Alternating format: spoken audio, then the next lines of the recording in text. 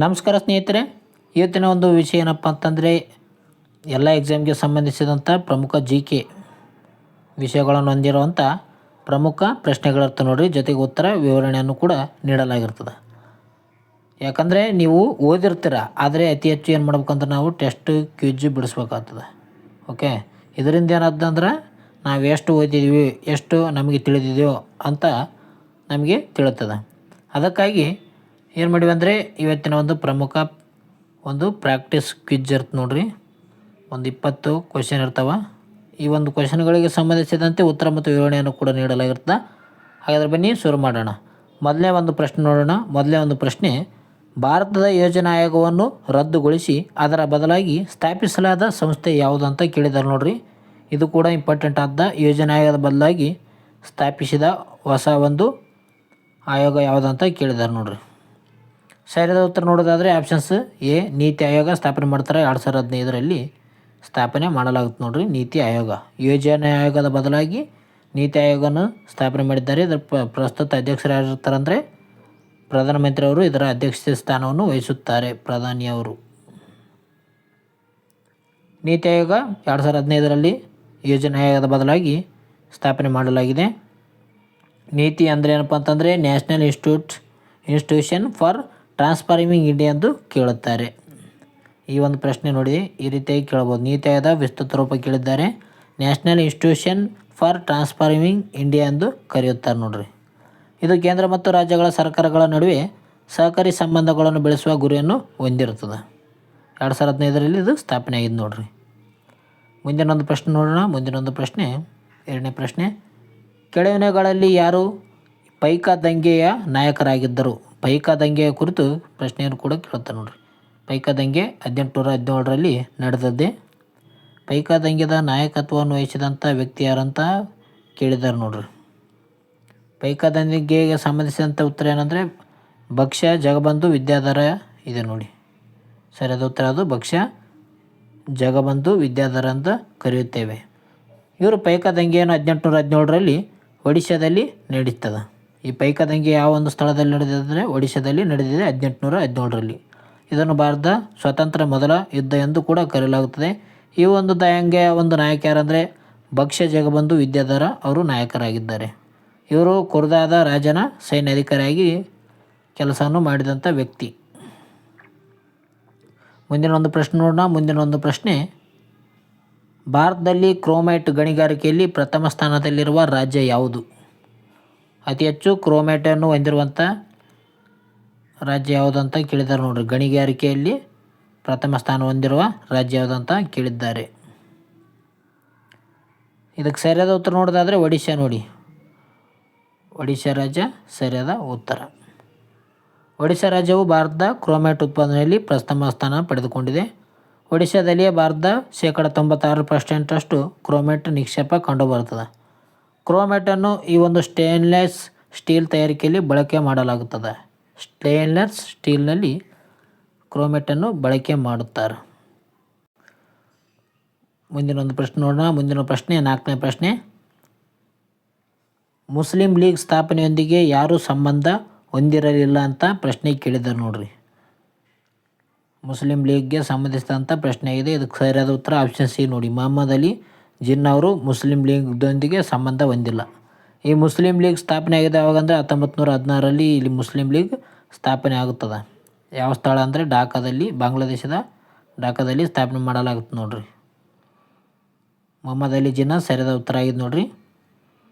ಇವರು Muslim league ಸಮಯದಲ್ಲಿ ಅದರೊಂದಿಗೆ ಸಂಬಂಧ ಹೊಂದಿರಲಿಲ್ಲ ಎಂಬುದು ಸರಿಯಾಗಿದೆ. 1906ರಲ್ಲಿ ಇರ್ತದೆ. ಅವರು 1913ರಲ್ಲಿ ಮುಸ್ಲಿಂ ಲೀಗ್ ಸೇರಿದರು. ಈ ಲೀಗ್ ಸ್ಥಾಪಕರಲ್ಲಿ ನವಾಬ್ ಸಲೀಮುಲ್ಲಾ ಖಾನ್, ನವಾಬ್ ಮೊಹಸಿನ್ ಉಲ್ ಮುಲ್ ಮುಂತಾದವರು ಇದರಲ್ಲಿ ಭಾಗಿಯಾಗಿರ್ತಾರೆ ಅಂತ ಹೇಳ್ಬೋದು ನೋಡಿ. ಮುಸ್ಲಿಂ ಲೀಗ್ ಸ್ಥಾಪನೆ ಆಗಿದೆ 1906 ನೋಡಿ. ಆಗಳ 1916 ಅಂತ 1906ರಲ್ಲಿ ಸ್ಥಾಪನೆ ಆಗಿದೆ ಅನಿಸುತ್ತೆ. ಮುಂದಿನೊಂದು ಪ್ರಶ್ನೆ ನೋಡೋಣ. ಮುಂದಿನೊಂದು ಪ್ರಶ್ನೆ, ಯಾವ ಬೆಳೆಯು ಸಾರಜನಕ ಸ್ಥಿರೀಕರಣದ ಮೂಲಕ ಮಣ್ಣಿನ ಫಲವತ್ತತೆಯನ್ನು ಹೆಚ್ಚಿಸುತ್ತದೆ ಅಂತ ಕೇಳಿದ್ದಾರೆ ನೋಡಿರಿ. ಮಣ್ಣಿನ ಫಲವತ್ತತೆಯನ್ನು ಹೆಚ್ಚಿಸುವುದಂಥ ಒಂದು ಯಾವುದಪ್ಪ ಅಂತಂದರೆ ಧಾನ್ಯ. ಆಪ್ಷನ್ಸ್ ಡಿ ದ್ವಿದಳ ಧಾನ್ಯಗಳಾಗಿವೆ ನೋಡಿ. ಬೇಳೆಕಾಳುಗಳು ಏನು ಮಾಡ್ತಾವೆ ಅಂದರೆ ಮಣ್ಣಿನ ಫಲವತ್ತತೆಯನ್ನು ಹೆಚ್ಚಿಗೆ ಮಾಡುತ್ತವೆ. ದ್ವಿದಳ ಧಾನ್ಯಗಳು ಏನು ಮಾಡ್ತವೆ ಅಂದರೆ ತಮ್ಮ ಒಂದು ಬೇರಿನ ಗಂಟುಗಳಲ್ಲಿ ರೈಬೋಸೋಮಿಯಂ ಎಂಬ ಬ್ಯಾಕ್ಟೀರಿಯಾವನ್ನು ಹೊಂದಿರ್ತವೆ. ಇವು ವಾತಾವರಣದ ಸಾರಜನಕವನ್ನು ಸ್ಥಿರೀಕರಿಸಿ ಮಣ್ಣಿನ ಫಲವತ್ತತೆಯನ್ನು ಹೆಚ್ಚಿಸುತ್ತದೆ. ಇದರಿಂದ ಇದು ಏನಂತಂದರೆ ಮಣ್ಣು ಫಲವತ್ತತೆ ಹೊಂದುತ್ತದೆ. ಉದಾಹರಣೆಗೆ ಹೆಸರಾಗಿರ್ಬೋದು, ತೊಗರಿ ಆಗಿರ್ಬೋದು, ಅವರೆ ಆಗಿರ್ಬೋದು. ಇವು ಪ್ರಮುಖ ಮಣ್ಣಿನ ಫಲವತ್ತತೆ ಹೆಚ್ಚಿಸುವ ದ್ವಿದಳ ಧಾನ್ಯಗಳ ಸಸ್ಯಗಳಾಗಿವೆ ಅಂತ ಹೇಳ್ತೀವಿ. ಇದರಲ್ಲಿ ಏನಿರುತ್ತೆ ರೈಜೋಬಿಯಂ ಎಂಬ ಒಂದು ಬ್ಯಾಕ್ಟೀರಿಯಾ ಇರ್ತದೆ. ಮುಂದಿನ ಒಂದು ಪ್ರಶ್ನೆ, ಬಿದಿರಿನ ಒಂದು ಕೊಳವೆಗಳ ಮೂಲಕ ಬುಗ್ಗೆ ನೀರನ್ನು ಸಂಗ್ರಹಿಸುವ ಪ್ರಾಚೀನ ಪದ್ಧತಿ ಭಾರತದ ಯಾವ ಪ್ರದೇಶದಲ್ಲಿ ಪ್ರಚಲಿತದಲ್ಲಿದೆ? ಇದು ಬಿದಿರಿನ ಒಂದು ಕೊಳವೆಗಳ ಮೂಲಕ ಏನು ಮಾಡ್ತಾರೆ ಅಂದರೆ ಬುಗ್ಗೆ ನೀರನ್ನು ಸಂಗ್ರಹಿಸಿ ಮಾಡಿಗೆಸಿಂದ ಪ್ರಾಚೀನ ಪದ್ಧತಿ ಈಗ ಒಂದು ಯಾವ ಸ್ಥಳದಲ್ಲಿದೆ ಅಂತ ಕೊಟ್ಟಿದ್ದಾರೆ. ಇದಕ್ಕೆ ಸರಿಯಾದ ಉತ್ತರ ಮೇಘಾಲಯ ಪ್ರಸ್ಥಭೂಮಿ ಸೈಡು ಇದೆ. ಈ ಒಂದು ಬಿದಿರಿನ ಒಂದು ಕೊಳವೆ ಮಾಡಿಗೆಸಿಂದ ನೀರನ್ನು ಹರಿಸ್ತಾರೆ. ಮೇಘಾಲಯದ ಕಾಶಿ ಮತ್ತು ಜಯಂತಿಯ ಬೆಟ್ಟಗಳಲ್ಲಿ ಬಿದಿರಿನ ನೀರಾವರಿ ಪದ್ಧತಿ ಎಂಬ 2000 ವರ್ಷಗಳಷ್ಟು ಹಳೆಯದಾದ ಪದ್ಧತಿ ಇಂದಿಗೂ ಕೂಡ ಕಂಡುಬರ್ತದೆ. ಇದರಲ್ಲಿ ಏನು ಮಾಡ್ತಾರೆ ಅಂದರೆ ಬಿದಿರಿನ ಕೊಳವೆಗಳನ್ನು ಬಳಸಿ ಬೆಟ್ಟದ ಬುಗ್ಗೆ ನೀರನ್ನು ತೋಟಗಳಿಗೆ ಸಾಗಿಸಲಾಗುತ್ತದೆ. ಮುಖ್ಯವಾಗಿ ಅಡಕೆ, ವೀಳ್ಯದೆಲೆ ಮತ್ತು ಮೆಣಸುಗಳಲ್ಲಿ ಬೆಳೆಗಳಿಗೆ ಕಳಿಸ್ತಾರೆ ಈ ನೀರನ್ನು. ಬಿದಿರಿನ ನೀರಾವರಿ ಇದೆ ನೋಡಿ ಯಾವ ಸೈಡ್ನಲ್ಲಿ ಅಂದರೆ ಮೇಘಾಲಯದ ಒಂದು ಪ್ರಸ್ಥಭೂಮಿ ಸೈಡ್ನಲ್ಲಿ. ಮುಂದಿನ ಒಂದು ಪ್ರಶ್ನೆ, ಕೆಳಗಿನಗಳಲ್ಲಿ ಯಾವುದು ಒತ್ತಡ ಗುಂಪಿನ ಕಾರ್ಯವಲ್ಲ? ಪ್ರೆಷರ್ ಗ್ರೂಪ್ ಅಂತಲೇ ಹೇಳ್ಬೋದು. ಯಾವುದು ಒತ್ತಡ ನೀಡಿಗೆಸಿಂದ ಕಾರ್ಯ ಮಾಡೋದಿಲ್ಲ ಅಂತ ಕೇಳಿದ್ದಾರೆ. ಇದಕ್ಕೆ ಸರಿಯಾದ ಉತ್ತರ ಆಪ್ಷನ್ಸ್ ಡಿ ನೋಡಿ, ಚುನಾವಣೆಯಲ್ಲಿ ಸ್ಪರ್ಧಿಸುವುದು ಒತ್ತಡ ಗುಂಪಿನ ಕಾರ್ಯವಲ್ಲ ಅಂತಲೇ ಹೇಳ್ಬೋದು. ಇದೇನಪ್ಪ ಅಂತಂದರೆ ಒತ್ತಡ ಗುಂಪಿನಲ್ಲಿ ಕಾರ್ಯವಲ್ಲ. ಪ್ರೆಷರ್ ಗ್ರೂಪ್ಸ್ ಅಂತ ಹೇಳ್ತೀವಿ. ಚುನಾವಣೆಯಲ್ಲಿ ಸ್ಪರ್ಧಿಸುವುದು ಇದು ಸರಿಯಾದ ಉತ್ತರ ಆಗಿದೆ. ಅವು ತಮ್ಮ ಸದಸ್ಯರ ಹಿತಾಸಕ್ತಿ ಕಾಪಾಡಲು, ಸಾರ್ವಜನಿಕ ಅಭಿಪ್ರಾಯ ರೂಪಿಸಲು ಮತ್ತು ಸರ್ಕಾರದ ಮೇಲೆ ಒತ್ತಡ ಹೇರಲು ಕೆಲಸ ಮಾಡುತ್ತಾರೆ. ರಾಜಕೀಯ ಪಕ್ಷಗಳು ಮಾತ್ರ ಚುನಾವಣೆಯಲ್ಲಿ ಸ್ಪರ್ಧಿಸ್ತಾರೆ ನೋಡ್ರಿ. ಈಗ ನಾವು ಒತ್ತಡ ಗುಂಪುಗಳಂದರೆ ಯಾವಪ್ಪ ಅಂತಂದರೆ ಇವನ್ನೇ ಸಂಘಟನೆ ಅಂತ ಹೇಳ್ಬೋದು. ಪ್ರಮುಖ ಸಂಘಟನೆಗಳಿಗೆ ಒತ್ತಡ ಗುಂಪುಗಳೆಂದು ಕರೆಯುತ್ತಾರೆ. ರೈತರ ಸಂಘಟನೆಗಳಾಗಿರ್ಬೋದು, ಕಾರ್ಮಿಕರ ಸಂಘಟನೆಗಳಾಗಿರ್ಬೋದು, ಈ ರೀತಿಯಾದ ಒಂದು ಸಂಘಟನೆಗಳೇನು ಮಾಡ್ತವೆ ಅಂದರೆ ಈ ಒಂದು ಸರ್ಕಾರದ ಮೇಲೆ ಒತ್ತಡವನ್ನು ಹಾಕ್ಬೋದು. ಆದರೆ ಚುನಾವಣೆಯಲ್ಲಿ ಸ್ಪರ್ಧಿಸುವುದು ಸಂಘಟನೆಯ ಕಾರ್ಯವಲ್ಲ ನೋಡ್ರಿ. ಮುಂದಿನ ಒಂದು ಪ್ರಶ್ನೆ ಹೋಗೋಣ. ಭಾರತದ ಈ ಕೆಳಗಿನ ಯಾವ ಕರಾವಳಿಗಳಲ್ಲಿ ಯಾವುದರಲ್ಲಿ ಹೆಚ್ಚಿನ ಸಂಖ್ಯೆಯ ಈ ಲಗೂನ್ಗಳು ಕಂಡು ಬರ್ತವೆ? ಲಗೂನ್ಗಳು ಯಾವ ಒಂದು ಸ್ಥಳಗಳಲ್ಲಿ ಕಂಡು ಬರ್ತವೆ ಅಂತ ಹೇಳಿದ್ದಾರೆ ನೋಡ್ರಿ. ಇದಕ್ಕೆ ಸರಿಯಾದ ಉತ್ತರ ಮಲಬಾರ್ ಕರಾವಳಿ ನೋಡ್ರಿ. ಆಪ್ಷನ್ ಸಿ ಸರಿಯಾದ ಉತ್ತರ ಆಗಿದೆ. ಅದು ಮಲಬಾರ್ ಕರಾವಳಿ. ಭಾರತ ಪಶ್ಚಿಮ ಕರಾವಳಿಯಲ್ಲಿರುವ ಯಾವುದು ಮಲಬಾರ್ ಕರಾವಳಿಯಲ್ಲಿ ಹೆಚ್ಚಿನ ಸಂಖ್ಯೆಯಲ್ಲಿ ಲಗೂನ್ಗಳು ಮತ್ತು ಬ್ಯಾಕ್ ವಾಟರ್ಗಳು ಕಂಡು ಬರ್ತವೆ. ಇವು ಸಮುದ್ರದ ನೀರು ಹಿಂತೆಗೆದುಕೊಂಡಾಗ ಉಂಟಾದ ತೀರ ಪ್ರದೇಶದ ಜಲಾಶಯಗಳಾಗಿರ್ತವೆ ನೋಡ್ರಿ. ಮುಂದಿನ ಒಂದು ಪ್ರಶ್ನೆ, ಭೂಮಿ ಮತ್ತು ಚಂದ್ರನ ನಡುವಿನ ಅಂತರವನ್ನು ನಿಖರವಾಗಿ ಅಳೆಯಲು ಬಳಸುವ ಸಾಧನ ಯಾವುದು? ಭೂಮಿ ಮತ್ತು ಚಂದ್ರನ ನಡುವಿನ ಅಂತರವನ್ನು ನಿಖರವಾಗಿ ಅಳತೆ ಮಾಡಲು ಬಳಸುವಂಥ ಸಾಧನ ಯಾವುದು ಅಂತ ಕೇಳಿದ್ದಾರೆ ನೋಡ್ರಿ. ಇದಕ್ಕೆ ಸರಿಯಾದ ಉತ್ತರ ಆಪ್ಷನ್ ಸಿ ಲೇಸರ್ ನೋಡ್ರಿ. ಲೇಸರ್ ಮೂಲಕ ಏನು ಮಾಡ್ತಾರೆ ಅಂದರೆ ಭೂಮಿ ಮತ್ತು ಚಂದ್ರನ ಒಂದು ಅಂತರವನ್ನು ಅಳತೆ ಮಾಡುತ್ತಾರೆ. ಭೂಮಿ ಮತ್ತು ಚಂದ್ರನ ನಡುವಿನ ಅಂತರವನ್ನು ನಿಖರವಾಗಿ ಅಳೆಯಲು ಲೇಸರ್ ಕಿರಣವನ್ನು ಬಳಸಲಾಗ್ತದೆ. ಅಪೋಲೋ ಕಾರ್ಯಕ್ರಮದ ಸಮಯದಲ್ಲಿ ಚಂದ್ರನ ಮೇಲೆ ಇರಿಸಿದ ಕನ್ನಡಿಗಳಿಗೆ ಲೇಸರ್ ಕಿರಣಗಳನ್ನು ಕಳಿಸಲಾಯಿತು. ಪ್ರತಿಫಲನಕ್ಕೆ ತಗಲುವ ಸಮಯದಿಂದ ಅಂತರಕ್ಕೆ ಲೆಕ್ಕ ಹಾಕಲಾಗುತ್ತದೆ. ಈ ರೀತಿಯಾಗಿ ಏನು ಮಾಡ್ತಾರೆ ಅಂದರೆ ಭೂಮಿ ಮತ್ತು ಚಂದ್ರನ ನಡುವಿನ ಅಂತರವನ್ನು ಲೆಕ್ಕ ಹಾಕ್ತಾರೆ. ಯಾವ ಮೂಲಕ? ಲೇಸರ್ ಕಿರಣಗಳಿಂದ. 10ನೇ ಒಂದು ಪ್ರಶ್ನೆ, ಈ ಕೆಳಗಿನಗಳಲ್ಲಿ ಯಾವ ದೇಶವನ್ನು ಭೂಕಂಪಗಳ ದೇಶ ಎಂದು ಕರೆಯುತ್ತಾರೆ? ನೋಡಿ, ಪ್ರಮುಖವಾದಂಥ ಪ್ರಶ್ನೆಗಳಾವು ಇವು. ಕೆಲವು ಜನಕ್ಕೆ ಗೊತ್ತಿರ್ತದೆ, ಕೆಲವು ಜನಕ್ಕೆ ಗೊತ್ತಿರಲ್ಲ. ಭೂಕಂಪಗಳ ದೇಶ ಎಂದು ಯಾವುದಕ್ಕೆ ಕರೀತಾರೆ ಅಂತ ಕೊಟ್ಟಿದ್ದಾರೆ. ಸರಿಯಾದ ಉತ್ತರ ನೋಡಿ ಜಪಾನ್. ಜಪಾನ್ ದೇಶ ಏನಪ್ಪ ಅಂತಂದರೆ ಭೂಕಂಪಗಳ ದೇಶ ಅಂತಲೇ ಹೇಳ್ಬೋದು ನೋಡ್ರಿ. ಜಪಾನ್ ದೇಶವನ್ನು ಭೂಕಂಪಗಳ ದೇಶ ಎಂದು ಕರೆಯುತ್ತಾರೆ. ಇದು ಪೆಸಿಫಿಕ್ ರಿಂಗ್ ಆಫ್ ಫೈರ್ನಲ್ಲಿ ನೆಲೆಗೊಂಡಿರುವುದರಿಂದ ಇಲ್ಲಿ ಆಗಾಗಲೇ ಈ ಒಂದು ಭೂಕಂಪಗಳು ಸಂಭವಿಸ್ತವೆ. ಜಪಾನ್ ವಿಶ್ವದ ಅತ್ಯಂತ ಸುಧಾರಿತ ಭೂಕಂಪ ಮುನ್ಸೂಚನೆ ವ್ಯವಸ್ಥೆಯನ್ನು ಹೊಂದಿದಂಥ ದೇಶವಾಗಿದೆ ನೋಡಿ. ಮುಂದಿನೊಂದು ಪ್ರಶ್ನೆ, ಪ್ರಾಚೀನ ಕಾಲದಲ್ಲಿ ನಡೆದ ಪ್ರಸಿದ್ಧ ದಶ ಅರಸರ ಯುದ್ಧವನ್ನು ಯಾವ ನದಿ ತೀರದಲ್ಲಿ ನಡೆಯಲಾಯಿತು? ಬ್ಯಾಟಲ್ ಆಫ್ 10 ಕಿಂಗ್ಸ್ ಯುದ್ಧ ಅಂತ ಹೇಳೋದುತ್ತೀವಿ ನಾವು. ದಶ ಅರಸಗಳ ಯುದ್ಧ ಯಾವ ನದಿ ತೀರದಲ್ಲಿ ನಡೆಸಲಾಯಿತು ಅಂತ ಕೊಟ್ಟಿದ್ದಾರೆ.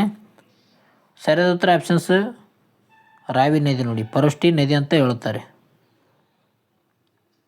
ಋಗ್ವೇದದಲ್ಲಿ ಉಲ್ಲೇಖಿತವಾದ ಪ್ರಸಿದ್ಧ ಒಂದು ದಶರಾಜ್ಞಿಯ ಯುದ್ಧ ಅಂತಲೇ ಹೇಳ್ಬೋದು.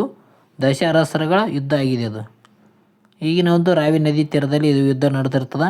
ಈ ಯುದ್ಧದಲ್ಲಿ ಭರತ ವಂಶದ ಒಂದು ರಾಜ ಸುದಾಸನು 10 ಅರಸರ ಮೈತ್ರಿಕೂಟವನ್ನು ಸೋಲಿಸ್ತಾನೆ. ರಾಜ ಸುದಾಸನು, ಇದು ಕೂಡ ಪ್ರಮುಖವಾಗಿದೆ. 12ನೇ ಪ್ರಶ್ನೆ, ರಕ್ತ ಪರಿಚಲನೆ ಕುರಿತಂತೆ ಮೊದಲ ಬಾರಿಗೆ ವಿವರಿಸಿದ ವಿಜ್ಞಾನಿ ಯಾರು? ರಕ್ತ ಪರಿಚಲನೆಗೆ ಸಂಬಂಧಿಸಿದಂಥ ವಿವರಿಸಿದಂಥ ವ್ಯಕ್ತಿ ಯಾರಂತ ಕೇಳಿದ್ದಾರೆ. ಇದಕ್ಕೆ ಸರಿಯಾದ ಉತ್ತರ ಆಪ್ಷನ್ಸ್ ಬಿ ವಿಲಿಯಂ ಆರ್ವೆ. ರಕ್ತ ಪರಿಚಲನೆಗೆ ಸಂಬಂಧಿಸಿದಂಥ ವಿವರಿಸಿದಂಥ ವ್ಯಕ್ತಿ ವಿಲಿಯಂ ಆರ್ವೆ. ಅದೇ ರೀತಿಯಾಗಿ ರಕ್ತದ ಗುಂಪುಗಳನ್ನು ಮಾಡಿದಂಥ ವ್ಯಕ್ತಿ ಯಾರಂದರೆ ಕಾರ್ಲ್ ಸ್ಟ್ಯಾನರ್ ಅಂತ ಹೇಳ್ತೀವಿ. ವಿಲಿಯಂ ಆರ್ವೆ ಸರಿಯಾದ ಉತ್ತರ ಇದು. ಇಂಗ್ಲೀಷ್ ವೈದ್ಯರಾಗಿರುವ ವಿಲಿಯಂ ಆರ್ವೆ ಅವರು 1628ರಲ್ಲಿ ರಕ್ತ ಪರಿಚಲನೆ ಕುರಿತು ಮೊದಲ ಬಾರಿಗೆ ಸರಿಯಾದ ವಿವರಣೆಯನ್ನು ನೀಡುತ್ತಾರೆ. ಹೃದಯವು ರಕ್ತವನ್ನು ಪಂಪ್ ಮಾಡಿ ದೇಹದಾದ್ಯಂತ ಪರಿಚಲನೆ ಮಾಡುತ್ತದೆ ಎಂದು ಇವರು ತೋರಿಸಿಕೊಡ್ತಾರೆ ನೋಡ್ರಿ. ಯಾರು? ವಿಲಿಯಂ ಆರ್ವೆ ಅವರು 1628ರಲ್ಲಿ. ಮುಂದಿನ ಒಂದು ಪ್ರಶ್ನೆ, ಬಟರ್ಫ್ಲೈ ಅಂದರೆ ಚಿಟ್ಟೆ ಅಂತಲೇ ಹೇಳ್ತೀವಿ ನಾವು. ಈ ಪದವು ಕ್ರೀಡೆಯಲ್ಲಿ ಯಾವುದನ್ನು ಸೂಚಿಸುತ್ತದೆ ಅಂತ ಕೊಟ್ಟಿದ್ದಾರೆ. ಬಟರ್ಫ್ಲೈ, ಇದಕ್ಕೆ ಸರಿಯಾದ ಉತ್ತರ ನೋಡೋದಾದರೆ ಈಜಿನ ಒಂದು ಆಪ್ಷನ್ಸ್ ಬಿ ಸರಿಯಾದ ಉತ್ತರ. ಈಜಿನ ಒಂದು ಶೈಲಿಯಾಗಿದೆ ನೋಡ್ರಿ. ಬಟರ್ಫ್ಲೈ ಈಜಿನ ಒಂದು ಶೈಲಿಯಾಗಿದೆ ಅಂತಲೇ ಹೇಳ್ತಾರೆ. ಇದು ಅತ್ಯಂತ ಕಠಿಣ ಮತ್ತು ಶಕ್ತಿ ಬೇಡುವ ಈಜು ಶೈಲಿಗಳಲ್ಲಿ ಒಂದಾಗಿದೆ. ಇದನ್ನು 1930ರ ಒಂದು ದಶಕದಲ್ಲಿ ಅಭಿವೃದ್ಧಿಪಡಿಸಲಾಯಿತು ಮತ್ತು 1956ರಲ್ಲಿ ಒಲಿಂಪಿಕ್ಸ್ನಲ್ಲಿ ಸೇರ್ಪಡೆ ಮಾಡುತ್ತಾರೆ ಅದು. ಮುಂದಿನೊಂದು ಪ್ರಶ್ನೆ, ವಿಶ್ವ ಸುನಾಮಿ ಜಾಗೃತಿ ದಿನವನ್ನು ಯಾವಾಗ ಆಚರಿಸಲಾಗುತ್ತದೆ? ಏನು ಮಾಡ್ತಾರೆ ಅಂದರೆ ಪ್ರತಿ ವರ್ಷ ವಿಶ್ವ ಸುನಾಮಿ ಜಾಗೃತಿ ದಿನವನ್ನು ಆಚರಣೆ ಮಾಡ್ತಾರೆ. ಯಾವ ದಿನ ಅಂತ ಕೇಳಿದ್ದಾರೆ ನೋಡ್ರಿ. ಸರಿಯಾದ ಉತ್ತರ ಆಪ್ಷನ್ಸ್ ಬಿ ನವೆಂಬರ್ 5ನೇ ತಾರೀಕು ಏನು ಮಾಡ್ತಾರೆ ಅಂದರೆ ಪ್ರತಿ ವರ್ಷ ವಿಶ್ವ ಸುನಾಮಿ ಜಾಗೃತಿ ದಿನವನ್ನು ಆಚರಣೆ ಮಾಡಲಾಗುತ್ತದೆ. ವಿಶ್ವ ಸುನಾಮಿ ಜಾಗೃತಿ ದಿನ ಪ್ರತಿ ವರ್ಷ ಏನು ಮಾಡ್ತಾರೆ ನವೆಂಬರ್ 5ನೇ ತಾರೀಕು ಮಾಡ್ತಾರೆ.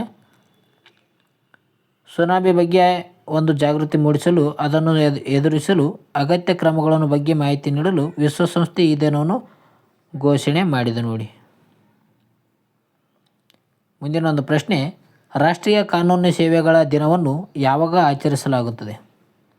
ದಿನಾಂಕದ ಬಗ್ಗೆ ಕೂಡ ಪ್ರಶ್ನೆ ಕೇಳ್ತಾರೆ. ರಾಷ್ಟ್ರೀಯ ಕಾನೂನು ಸೇವೆಗಳ ದಿನವನ್ನು ಯಾವಾಗ ಅಂತ ಕೇಳಿದ್ದಾರೆ. ಸರಿಯಾದ ಉತ್ತರ ಆಪ್ಷನ್ಸ್ ಡಿ ನೋಡಿ, ನವೆಂಬರ್ 9ನೇ ತಾರೀಕು. ರಾಷ್ಟ್ರೀಯ ಕಾನೂನು ಸೇವೆಗಳ ದಿನ ನವೆಂಬರ್ 9ನೇ ತಾರೀಕು ಪ್ರತಿ ವರ್ಷ ಆಚರಣೆ ಮಾಡ್ತಾರೆ. 1995ರಲ್ಲಿ ಮೊದಲ ಬಾರಿಗೆ ಆಚರಣೆ ಮಾಡಿರ್ತಾರೆ ನೋಡ್ರಿ. ಕಾನೂನು ಸೇವೆಗಳ ಪ್ರಾಧಿಕಾರ ಕಾಯ್ದೆ 1987ರ ಜಾರಿಗೆ ಬಂದ ದಿನವಾದ ನೆನಪಿಗಾಗಿ ಇದನ್ನು ಆಚರಣೆ ಮಾಡಲಾಗುತ್ತದೆ. ಪ್ರತಿ ವರ್ಷ ಡಿಸೆಂಬರ್ 9ನೇ ತಾರೀಕು ರಾಷ್ಟ್ರೀಯ ಕಾನೂನು ಸೇವೆಗಳ ದಿನವನ್ನು ಆಚರಿಸ್ತಾರೆ. ಅದೇ ರೀತಿ ಮುಂದಿನ ಒಂದು ಪ್ರಶ್ನೆ, ಕಲ್ಯಾಣ ಚಾಲುಕ್ಯರ ಸ್ಥಾಪಕ ಯಾರು? ಇದು ಕೂಡ ಇತಿಹಾಸದ ಒಂದು ಪ್ರಶ್ನೆ ಆಗಿದೆ ನೋಡಿ. ಕಲ್ಯಾಣ ಚಾಲುಕ್ಯರ ಸ್ಥಾಪಕ ಯಾರು ಅಂತ ಕೇಳಿದ್ದಾರೆ. ಸರಿಯಾದ ಉತ್ತರ ಆಪ್ಷನ್ಸ್ ಬಿ 2ನೇ ತೈಲಪ್ಪ ಅಂತ ಹೇಳ್ತೀವಿ. ತೈಲಪ್ಪ 2. ಕಲ್ಯಾಣ ಚಾಲುಕ್ಯ ಅಥವಾ ಪಶ್ಚಿಮ ಚಾಲುಕ್ಯರು ಅಂತ ಕರೀತಾರೆ ಇವರಿಗೆ. ಇದರ ಒಂದು ಸ್ಥಾಪಕ ಯಾರಂದರೆ 2ನೇ ತೈಲಪ್ಪ. ಇವನು 973 ADಯಲ್ಲಿ ರಾಷ್ಟ್ರಕೂಟರನ್ನು ಸೋಲಿಸಿ ಸಾಮ್ರಾಜ್ಯವನ್ನು ಸ್ಥಾಪನೆ ಮಾಡ್ತಾನೆ. ಇವರೊಂದು ರಾಜಧಾನಿ ಯಾವುದಪ್ಪ ಅಂತಂದರೆ ಮಾನ್ಯಕೇಟ ಅಥವಾ ಮಳಗೇಡು ಎಂದು ಕರೀತಾರೆ ನೋಡ್ರಿ. ಕಲ್ಯಾಣ ಚಾಲುಕ್ಯರು. ಮುಂದಿನ ಒಂದು ಪ್ರಶ್ನೆ, ಕೆಳಗಿನಗಳಲ್ಲಿ ಯಾವುದು ವಾತಾವರಣದಲ್ಲಿ ಹೆಚ್ಚು ಸಮಯ ಇರುವ ಹಸಿರುಮನೆ ಅನಿಲ ಅಂತ ಕೇಳಿದ್ದಾರೆ ನೋಡ್ರಿ. ವಾತಾವರಣದಲ್ಲಿ ಇರುವಂಥ ಹೆಚ್ಚುದಾದ ಹಸಿರುಮನೆ ಅನಿಲ ಅಂತ ಹೇಳಿದ್ದಾರೆ. ಸರಿಯಾದ ಉತ್ತರ ನೈಟ್ರಸ್ ಆಕ್ಸೈಡ್ ಅಂತ ಯಾವುದು ಕಾರ್ಬನ್ ಡೈಆಕ್ಸೈಡ್ CO2 ಅಂತಲೇ ಹೇಳ್ಬೋದು ನಾವು. ಕಾರ್ಬನ್ ಡೈಆಕ್ಸೈಡ್ ವಾತಾವರಣದಲ್ಲಿ 300ರಿಂದ 1200 ವರ್ಷಗಳವರೆಗೆ ಇರುತ್ತದೆ. ಇದು ಮೀಥೇನ್ ಸುಮಾರು 12 ವರ್ಷಗಳವಷ್ಟುವರೆಗೆ ಇರ್ತದೆ. ನೈಟ್ರಸ್ ಆಕ್ಸೈಡ್ ಏನಂದರೆ 114 ವರ್ಷಗಳಷ್ಟು ಇರ್ತದೆ. CFCಗಳು 50-100 ವರ್ಷಗಳ ಕಾಲ ಇರುತ್ತವೆ. CO2 ಹೆಚ್ಚು ಸಮಯ ಇರೋದರಿಂದ ಜಾಗತಿಕ ತಾಪಮಾನ ಏರಿಕೆಯಲ್ಲಿ ಪ್ರಮುಖ ಪಾತ್ರ ವಹಿಸ್ತದೆ ಅಂತ ಹೇಳ್ಬೋದು. ಇದು ಹಸಿರುಮನೆಗೆ ಕಾರಣ ಆಗಿದೆ ಪ್ರಮುಖವಾಗಿ. ಅಂತಾರಾಷ್ಟ್ರೀಯ ಒಂದು ವಿಕಿರಣಶಾಸ್ತ್ರ ದಿನವನ್ನು ಯಾವಾಗ ಆಚರಿಸಲಾಗುತ್ತದೆ? ಇಂಟರ್ನ್ಯಾಷನಲ್ ಡೇ ಆಫ್ ರೇಡಿಯಾಲಜಿ ಯಾವಾಗ ಆಚರಣೆ ಮಾಡ್ತಾರಂತ ಕೇಳಿದ್ದಾರೆ ನೋಡ್ರಿ. ಸರಿಯಾದ ಉತ್ತರ ನವೆಂಬರ್ 8ನೇ ತಾರೀಕು ಈ ಒಂದು ಆಚರಣೆಯನ್ನು ಮಾಡಲಾಗುತ್ತದೆ. ಅಂತಾರಾಷ್ಟ್ರೀಯ ವಿಕಿರಣಶಾಸ್ತ್ರ ದಿನ ನವೆಂಬರ್ 8ನೇ ತಾರೀಕು ಪ್ರತಿ ವರ್ಷ ಆಚರಣೆ ಮಾಡ್ತಾರೆ ನೋಡ್ರಿ. 1895ರಲ್ಲಿ ವಿಲ್ಯಲ್ಮ್ ಕಾರ್ನಾಡ್ ರೋಂಟ್ಜೆನ್ ಎಕ್ಸ್ರೇ ಕಿರಣಗಳನ್ನು ಕಂಡುಹಿಡಿದ ದಿನವಾದ ನೆನಪಿಗಾಗಿ ಈ ದಿನವನ್ನು ಆಚರಣೆ ಮಾಡಲಾಗುತ್ತದೆ.